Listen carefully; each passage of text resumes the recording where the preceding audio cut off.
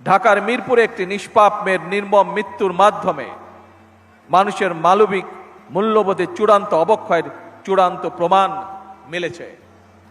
প্রিয় উপস্থিতিবৃন্দ, প্রিয় ভাই বোনেরা, এ বিষয়ে একটি কথা আজকের এই অনুষ্ঠানে আমি পরিষ্কারভাবে আপনাদের সামনে তুলে ধরতে চাই।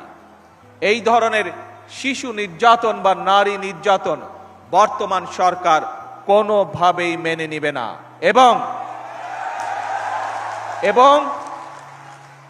বর্তমান সরকার রামিসার এই হত্যাকারীর সর্বোচ্চ শাস্তি ইনশাআল্লাহ আগামী 1 মাসের মধ্যে নিশ্চিত করবে এবং সেই সর্বোচ্চ শাস্তি হচ্ছে মৃত্যুদণ্ড, যাতে করে ভবিষ্যতে আর কোনো ব্যক্তি মানুষ এইভাবে শিশু বা নারী নির্যাতন করার সাহস না পায়।